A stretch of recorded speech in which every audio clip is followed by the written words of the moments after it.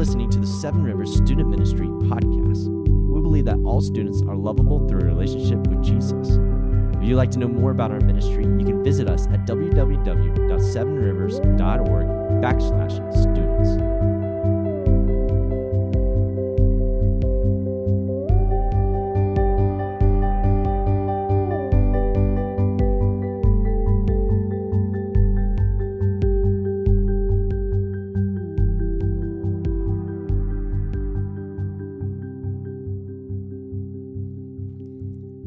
This is the place where we talk about the spilt milk of parenting teenagers.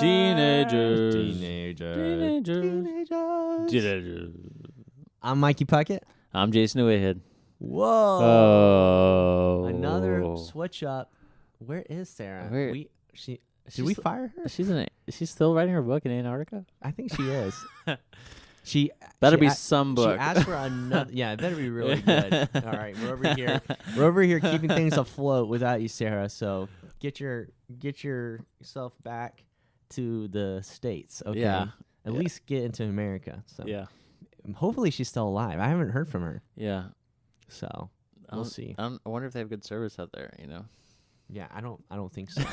So, is it sad that I actually don't know where Antarctica is? It's like, Is it north or south? isn't it?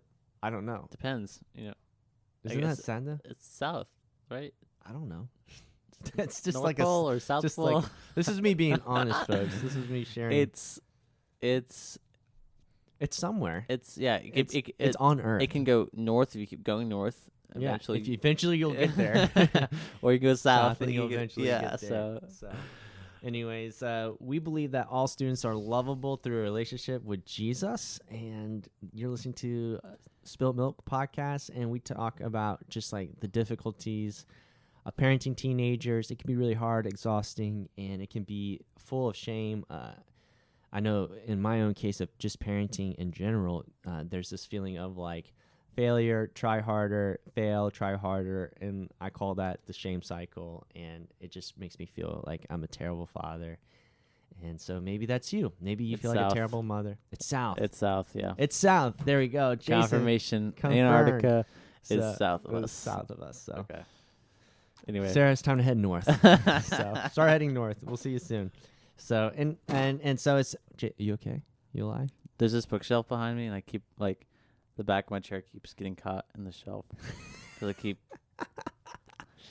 I don't know if they So you heard might that, hear but it sounded like Yeah. Jason just fell out of his chair, and it scared me for Yeah. a second because I wasn't looking at him, and I heard the big thud, and I was like, "Is he okay?" I spilled the milk. You spilled. That's pretty much what That's happened. it. Let's talk about it. Let's work through it. How do you feel right now? I feel very embarrassed. I might want to talk about the fact You that should. you brought It's it up. incredibly Instead embarrassing. of just ignoring it. I exposed you. Yeah. I'm sorry. So, if you're right now listening to this and you feel the shame of parenting and feel like you're a terrible mother or a terrible father, well, we want to join you and be your teammate and be your partner and say, hey, this is hard. This is difficult. We need Jesus. So let's do it. You ready? Let's get some Jesus, right? Let's go get for it. Let's chase after him. Jesus Kool-Aid. That's right. Jesus Kool-Aid. I've never heard that before.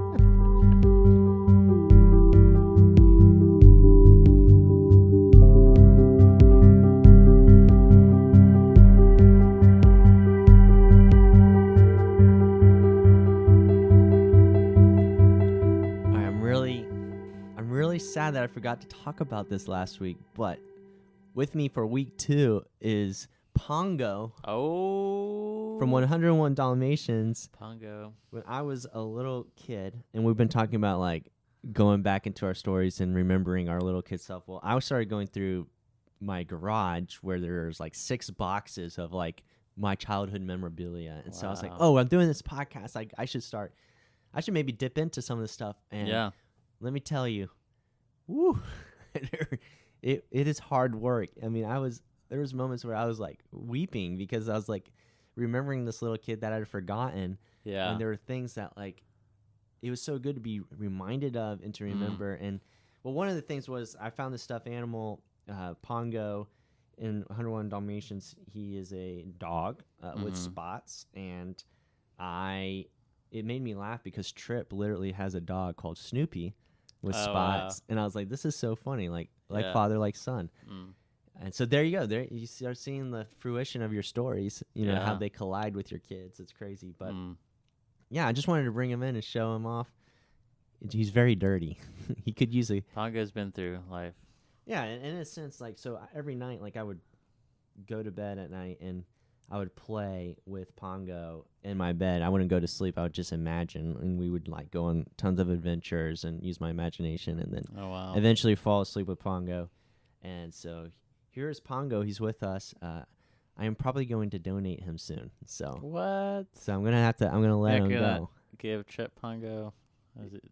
No, it's too old. He has It- Snoopy, so Yeah. Yeah. I mean, I guess I could, but there's a piece of me too that's like, okay, like I'm starting to throw things away, starting to let things Yeah. go. I've remembered them again.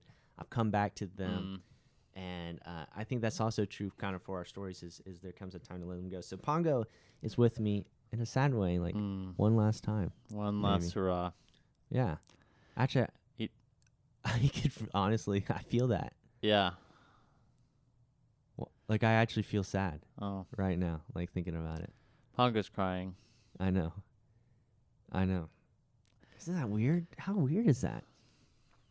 That's a weird. Like I Yeah. just am feeling it. Like I am actually, like gonna. Like there's a there, and I think part of going into your story is like there's like this happiness and sadness. Yeah. There's happy and sad both together at the same time, and I think we like to believe like it can't be one thing or the other. It's either all sad and no happy, or all Yeah. happy and no sad when we look back on our childhood.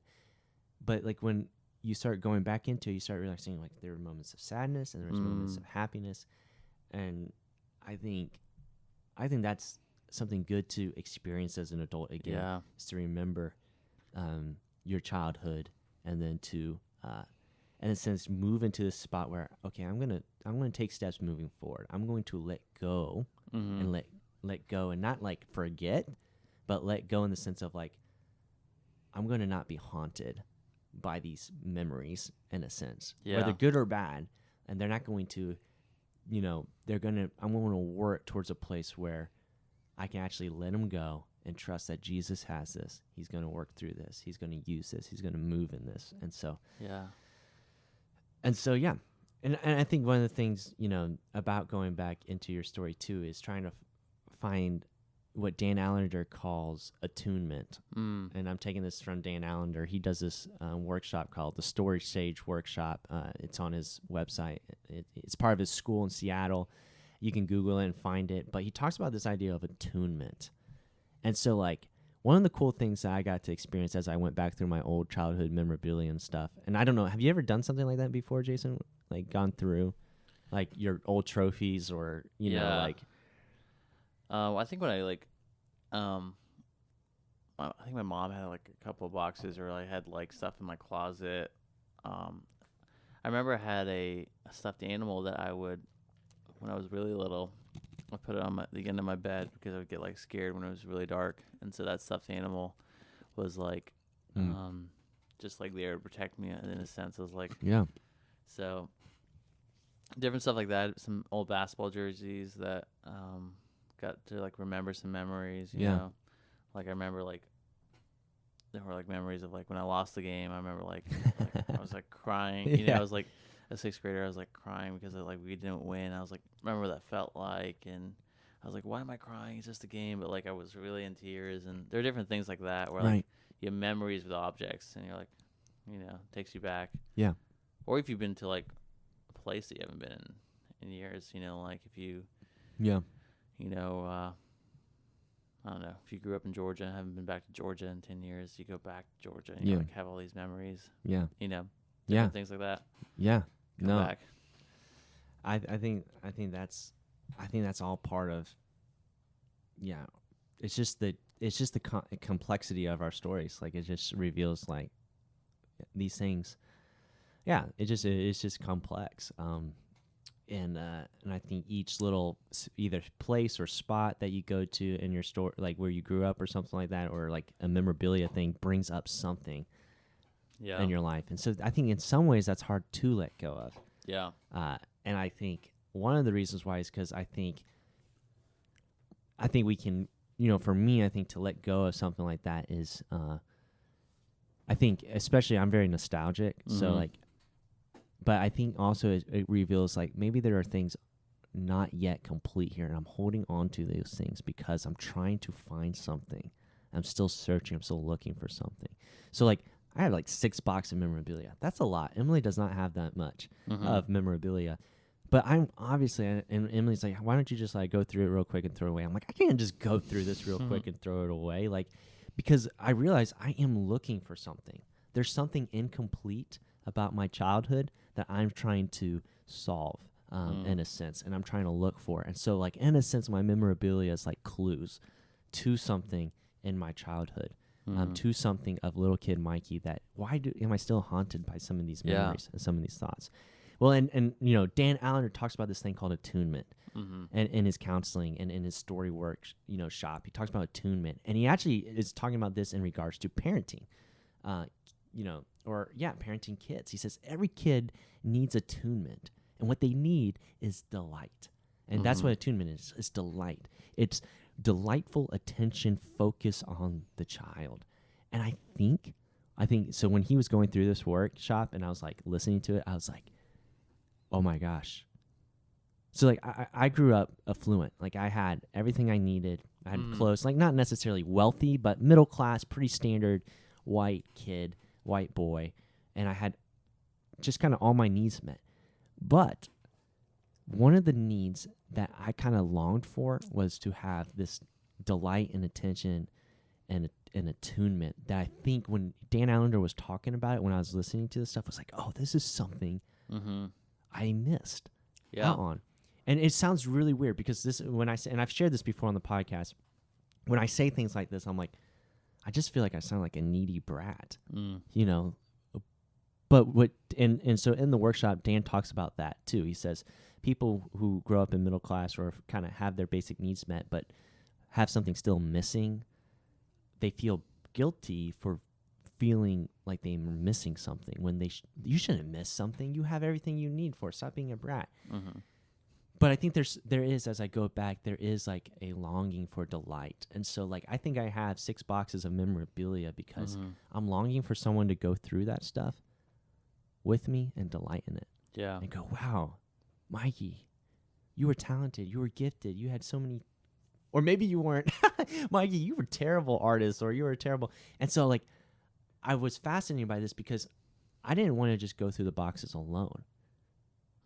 I wanted to go through it with Emily, and I wanted to, this is really strange. I was like, why do I want to show her every single painting, every single picture I drew, every single story I wrote growing up, even though they were not very good? Yeah. I think I wanted her to see me. I wanted Emily to see me, and I couldn't let go. It was very interesting as I was going through some of the boxes. I couldn't let go until she heard the story behind something and saw me. Yeah. And then I could let go. But that's interesting. Isn't that kind of beautiful though? Yeah. Picture of what community looks like and what relationship looks like, and experiencing that delight that I was longing for. That seeing, attunement is delight, and it's being seen. It's seeing your kids. It's delighting in your kids. It's like letting them know that they make you happy, that they bring joy to you. And so that's something that I was longing for as a little kid, and maybe that's why I saved so much of my stuff. Yeah. Was because I'm waiting for someone that I was maybe missing with my parents, maybe a little bit of that delight to fully delight and enjoy what I was doing. So like I drew a lot of pictures. I was I wrote a lot of stories. I did a lot of paintings, and then, I kept a lot of my like stuffed animals and things that like, that these guys like Pongo, he adventured with me. Like these are my companions. Like I want you to delight and enjoy, what I loved. And so like bringing that up to Emily has been really healing for me because I'm telling her the stories Mm-hmm. and she's delighting in them and laughing at them and enjoying them with me. And I'm getting to relive them and go back to those memories Yeah. and be like, oh, it feels good to be seen again. Yeah. And it seems so like and even saying this, like I'm telling, this is what's going through my head as I say this. And Jason, I might need your help to help me think through this the right way. But in my head, I'm going, you sound like a needy brat. Like you sound like someone. And I'm just like, man, do I? No, I mean, like it makes me think of the times when, like, there's some, like, for instance, Alexis's parents moved to my old neighborhood that, like, I had, like, That you grew middle up school, in. 5th grade. So, like, every time we drive to her parents' house and visit, I'd be like, oh, that's Hunter's house. That's, Right. you know what I mean? Like, and so we'd have conversations about, like, in memories, and she's like, Jason living his glory days or whatever. But, like, that kind of reminded me of that, like, scenario where, like, you know, I get to tell stories behind each area in that neighborhood, you know, where Yeah. I fell off my bike or, Yeah. I don't know. There was, like, 5 or 6 kids that had Yeah. just ride their bikes around the neighborhood or whatever. So we got to share stories. And so that reminds me of that. So that doesn't sound like, like needy or at least from my perspective or Right. like bratty. Right. It sounds like, oh, someone's enjoying some memories, and there was like those memories aren't perfect, you know, like there's Right. like a longing there, I'm sure, in all of those, you know. And Yeah. so Yeah. Thanks for sharing, Jason. I think one of my biggest, like in my story as a kid is longing to be delighted and enjoyed. You know, even with Emily, like that kind of comes up as a common thing. I'm like, I just want you to enjoy me. I want to entertain you. I want to make you laugh. Like my goal, like half my marriage is about me making her laugh. Like I just want her to laugh at me. And so, you know, and that could be attention seeking. And there are probably some like dark sides, but to that. And I know there are, you know, she brings those up to me all the time. Yeah. So, but I think a lot of that comes from some of that pain, too, in my story of like, you know, just not necessarily being seen. And, you know, and here's the other thing. Listen, guys, like if you're parenting and you're like listening to this and you're like, oh my gosh, this seems impossible. You nailed it. It's impossible. Yeah. You're not going to always delight in your kids. You're not going to see them all the time. You are a human being. And the reason why your kid doesn't get enough attunement is because of sin. And like there are particular sins in that. And there are, you know, the reason that like, that you can't offer that to them is because they are not longing. They're longing for a God who sees them. They're not longing for a parent who sees them. That's a piece of it. But the biggest thing they're longing for is a God who sees them and knows them and sees them and delights in them and enjoys them. And so like in a lot of ways as parents, we can sometimes position ourselves to take that spot of God. Yeah. And so like we can almost like maybe we can neglect in seeing them. And that can be ignoring or not seeing them, or it could be in overseeing them and over attention to the point where you are replacing, you know, the Lord God. Like you are trying to replace this piece in their heart that is just for the Lord, and you'll never be able to meet their expectations. And then they get into their teenage years, and they're even more demanding. Teenagers are even more demanding than kids, actually, for attention and delight, and for wanting to be seen, and you can never fulfill that to the fullest. And so like the whole idea here is like we want to talk about the things that kids need, but we also want to make a point that like you as a parent are not going to be able to fill that need to its fullest. Yeah. And I think you should tell your kid that. I think you should talk about that. I think it should be with your teenager, say you should delight in them. You should give them attention. You should see them. You should believe them when they share and have empathy with them. But at the same time, you should remind them, too, that your attention is not what they really need, and that they need to seek the Lord and seek Jesus and seek his attention and delight. And that's found in the Word of God. That's found in the church. That's found through intimacy with Christ and prayer. Like, these are the things that you know, you got to show them the way, too. Yeah. So not only do you need to give them attunement, but you need to show them the way. But if you... So, you know, what the last thing I want is a parent listening to this and be like, this is nearly impossible. You are going to wound your kids, period. Mm-hmm. You're going to hurt your kids, period. You're going to It's gonna cause. happen. Yeah, it's good. There are no perfect parents. So if you're sitting here and you're listening to this because your goal is to become the perfect parent, you're missing the point. There is no perfect parent. And the you're gonna point, spill the milk. you're gonna spilt milk is gonna happen no matter how hard you're trying for it to not happen. Yeah. It's going to happen in your life. It's gonna get messy, and so we want you to realize that, but then we also want to give you ways and language to be able to navigate that and to work through that, because what we don't want either is, okay, what's the point in even trying if I can't be perfect, if I can't do it right? And I'm saying the goal isn't doing it right. And the goal in parenting is never to do it right and to do it perfectly. Mm-hmm. The goal is to bring glory to the Lord, and glory to the Lord can happen in your spilt milk moments, your messy moments, your broken moments, and it can happen in your moments of success, of like doing it right. It can happen in both instances, and that's the beauty of the gospel. Yeah. Is it completely overrides anything that you think would work against it. That you would think that would be like, this is too much for Jesus. No, it's not. This mess is too much for Jesus. No, it's not. He's chasing after. He's going to work through it every opportunity, because in reality, it's the Lord. It's His works, not your works. And so that's just the freedom in that. So that's what I want to remind you of.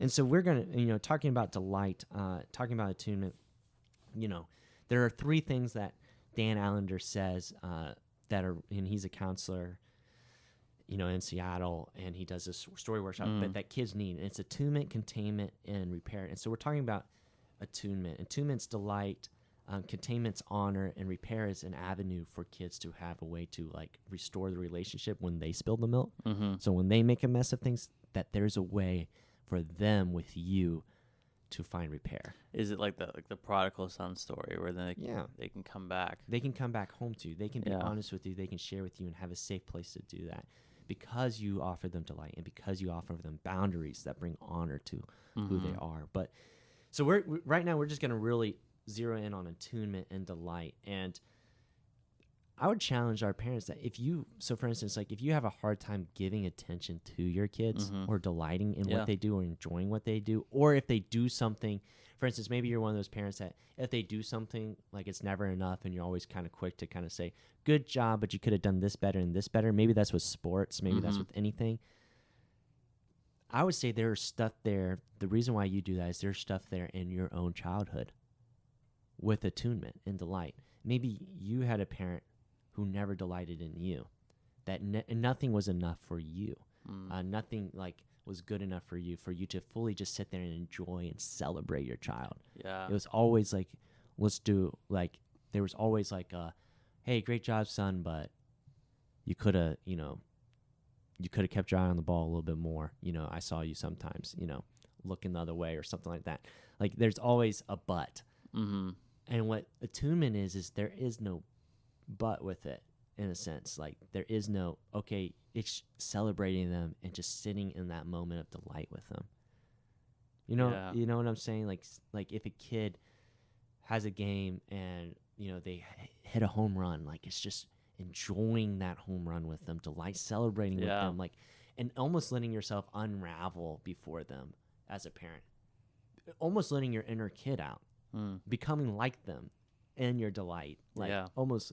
And we do that. You see this happen with little kids, but for whatever reason, when it gets into the teenage years, it kind of disappears. But you see moms with little kids, a little kid poops in a diaper, and they're so excited. They delight in the poop of their child. You know what I mean? I'm watching Emily, our kid poops in his diaper. It's oh, it's so cute. He finally pooped. Oh, my goodness. And I'm oh, it's gross. It's disgusting. But she delights in it. And even the poop of the kid delights in it, because it means everything is working, It means it's funny, but it's true. Yeah. And I would say the same thing for teenagers is to delight in them and to enjoy them. Well, we hope that they're out of diapers by then. Right. But, No, don't delight in their, oh, it's so cute. You went to the bathroom. But to their appropriateness of their age. So if they... although there was 2 or 3 kids that still wear a diaper. Yeah. We won't say their names, but... Yeah. Just kidding. I might still wear diapers. Yeah. Maybe some of you too? parents No. out there wear diapers. I'm just kidding. So it's a delight. It's enjoying what they do. So I think that I think a lot of kids teenagers are fighting to be seen. Mm-hmm. I think that's one of the reasons why they're driven to sports. They're driven to performance. In a lot of ways, can be driven in that sense. Mm-hmm. It's doing stuff publicly to be seen, and I think they want their mom and dad to see them. They long for that, Yeah. even though they like ignore you or they like treat you maybe poorly. Like not that they shouldn't, but even if they're trying to push you away, don't buy into that farce. Don't buy into that lie. It's not true. They're pushing you away, but it's not because they're at war with themselves. They're not even sure if they're worth being enjoyed and being delighted in. But what are some of your thoughts, Jason? I'm just still thinking about the diapers, you know. Oh yeah, No, yeah. You're stuck on one way. No, I think that's a good point. I agree with everything you were saying, Mikey. And parenting is I don't know what that's like, but I do know it's an opportunity to shape your family story. You get to take part, delight in your kids. You get to celebrate a win. You get to you get to celebrate things as small as pooping in a diaper. Yeah. You know what I mean? Or things as big as maybe graduating high school, Right. or making it to high school, or Yeah. different things. You get to see where they're at. And I like the point about the inner kid. Your inner kid comes out and meets your kid. You know. Yeah, my dad would always say, "I wish I could be a kid again, so that I could be your friend." That's a really sweet thing. And he said that to me. We were watching Back to the Future, the first one, and one of the essentially the kid goes back in the high school boy goes back in the future and is friends with his parents essentially. Yeah, it's pretty sweet. And I think that's what I long for too as a dad, is to be friends with my son. I want to be friends with Trip, and so essentially, I want I want us to be able to enjoy and to delight. And I think if you are our kids, but I think if you're our teenagers, I think if you are you struggle with that, I would ask you, if you're listening, do you delight and enjoy yourself? Not in a weird way, not in a creepy weird way, but just do you delight and enjoy yourself, what you do? Do you know that you're delighted in by your Heavenly Father? Yeah. Do you know that, and maybe do you know that you're delighted in by your boss and delighted in, maybe you struggle with that. And I know that's something I can struggle with. But I think that's part of my family of origin and part of my stories. I was going through, so I shared the other week that I was going through my boxes of memorabilia, and what I found in them was hundreds of letters and notes from my mom and dad. And I got to read them all, and I got to remember too. Part of the cool thing was to remember, they delighted in me. They did see me. Even though I felt like they didn't, they did. They saw who I was. And so that is such a great thing. And I think even as an adult kid, I'm 28, even as an adult with my own kids, I still long for my parents to delight in me. And I don't think I ever will stop. And I don't think if you are a parent, I don't think you have stopped longing for your parents to delight in you, and to enjoy you. And I think you are worth delighting in, and you are someone worth celebrating. And so that's what I want for you. And I want you to remember and know that the Lord celebrates you, sings over you. Zephaniah 3:17, it says that God sings over us, rejoices over us. He delights in us. And that's one of my favorite verses, especially when I was growing up in middle school and high school. I'm the reason why is because that's what I needed to know from the Lord. And so I think, a great way to delight in your kids is to just be present with them and to just celebrate them when they do something or anything. Or maybe it is too to write them letters on their birthdays or something, so that they can go back and remember, how they have been delighted in and loved. So I don't really have too much more to say about attunement, unless you, Jason, have some more thoughts. I have about an hour. Okay, left. so let's keep rolling. All right, so number one out of 102. 102 points. Yeah. Is spill the milk. Yeah. And Jesus loves you still. Yeah. Clean up the milk. That's right. Talk about the milk being spilled. Yeah, that's right. 3 steps to cleaning. Don't forget. Don't forget. Don't forget the milk. Well, we love you guys. You matter to us, and you, you're delighted in. We delight in you.